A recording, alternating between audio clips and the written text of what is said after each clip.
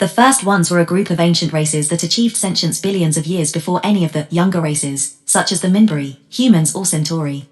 The most well-known races among the first ones are the Vorlons and the Shadows, who after most of their contemporaries passed beyond the rim, into the void between galaxies, opted to stay behind and act as guardians and shepherds for the younger races. History. The firstborn. Before even most of the first ones were young, there was a race in the galaxy born to be naturally immortal. The first among them to rise to sapience was an individual named Lorien. He, along with the few others of his kind, found the Vorlons, the Shadows and all of the other races later known as the First Ones, when they were infant races.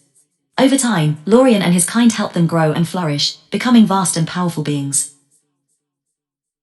They created great empires, exploring beyond the rim, and like Lorien's people before them, they found even younger races and became their teachers and guardians. Guardians of order and chaos. Like all things, this did not last forever and gradually, over the course of 1,000,000 years, most of the first ones, along with a few of Lorien's people who did not perish through injury or illness, left the galaxy, never to return, and some simply disappeared. Of those few who were left behind, Lorien was the only firstborn to remain, while among the handful of first ones that did not leave, the Vorlons and Shadows were the most numerous. As such, they took up the responsibility as the sole guardians and protectors of the younger races. Others, such as the Walkers of Sigma 957, took little interest in the affairs of the younger races, if they noticed them at all, yet they stayed, hidden or asleep waiting for the day that they would be needed. Lorien eventually withdrew and dwelt deep beneath the planet that would become known as Zethardum. A war of ideology. Though the Vorlons and the Shadows followed diametrically opposite ideologies on what is the best way to help and to teach the younger races, they both agreed to respect each other's position, maintain the balance between them and abide by rules of engagement. However, at some point, one or both of them decided that their way was the right way and the only way, and so began a conflict of ideology that would last for over 1,000,000 years. Although the two guardian races were technically at war, neither attacked the other directly, choosing instead to fight their battles through the hearts and minds of the younger races in their care. The Shadows fostered conflict and hardship with the belief that it would both breed stronger races and weed out those too weak to survive. The Vorlons on the other hand believed in rigid order and obedience and had already manipulated many of the races to see them as beings of light, messengers of the universe and even gods. Rather than letting nature take its course, the Vorlons actively adjusted the genetic evolution of certain races and in time, even created telepaths that could be used to counter shadow technology. For a time, the few remaining first ones helped the younger races fight back against the destruction and chaos wrought by the Shadows, but they were only ever beaten back, never destroyed. Each time they were defeated and driven off their homeworld of Zethardum the Shadows, having left some of their kind in hibernation, they would always return, believing that they were showing respect for Lorien. The last great war fought between the remaining first ones took place around 10,000 years before the third age of mankind, and it would be the last time that the other first ones would walk openly among the younger races. 9,000 years later the Shadows once again returned to Zethardum and began to rebuild their power and stretch forth their hand to begin another war among the infant races. This time, however, they were defeated by an alliance of worlds including the Minbari, Hyak, Vorlons and the few remaining first ones.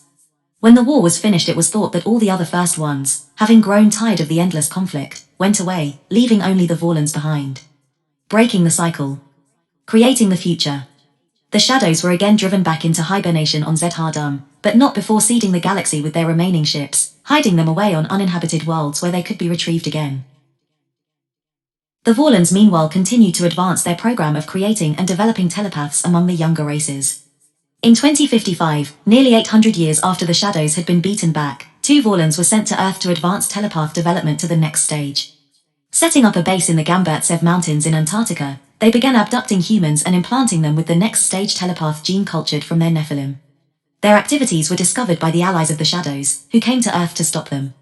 One of the pair was killed in the ensuing fight, its death scream felt in the dreams of hundreds of telepaths across the planet, and a piece of its consciousness managed to escape into the mind of a human who had been prepared for just such an eventuality.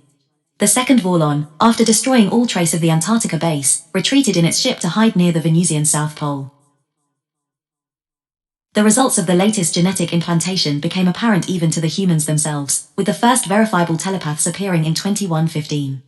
However, they would not be aware of the Vorlon tampering for years to come. In 2245 the Vorlon Empire sent Naranex Kosh and Ulkesh to secretly contact Dukat, chosen one of the Minbari Grey Council, and warn him that the ancient enemy was returning and that the humans, a race unknown to the Minbari, would be instrumental in the coming war. By this time many of the Grey Council had begun to doubt, or even disbelieve, the prophecies of Valin, that the Shadows would first return to their homeworld before moving against them and the Anlashok, charged for 1,000 years with watching for the Shadow's return, had been reduced to a handful of dedicated yet aging rangers with little in the way of the resources they needed. After Anlashok Na Lennon's request for additional support was turned down by the Council, Dukat took advantage of the situation and declared that the Council would go to Zhardam and see for themselves. Disaster struck when an Earth Alliance explorer division, probing the border of Minbari space, stumbled across the Valentha en route to the rim.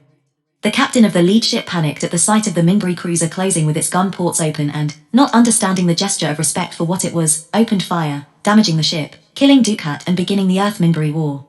The war was ultimately stopped, just short of the annihilation of the human race.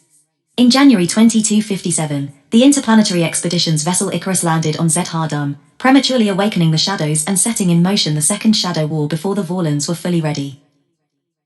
Once awakened on Zhardam, the Shadows again began to rebuild their power, quietly recalling their allies and ships to them.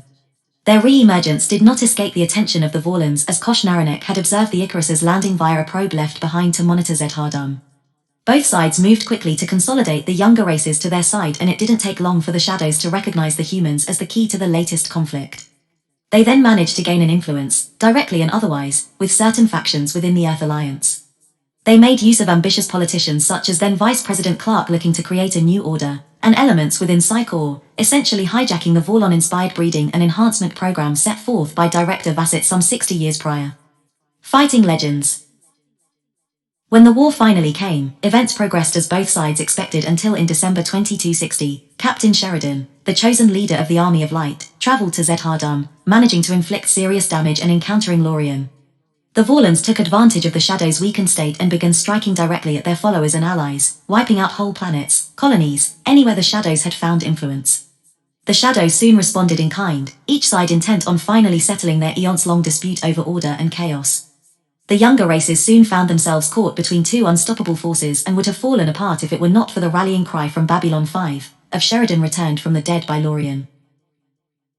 After the calling together of the very last lingering first ones, including the walkers of Sigma 957, the Shadows and Vorlons were finally persuaded at the Battle of Coriana 6 to stop their endless cycle of war and depart with Lorien and the others out beyond the galactic rim, though a few briefly stayed behind to wait for John Sheridan to join them at his passing.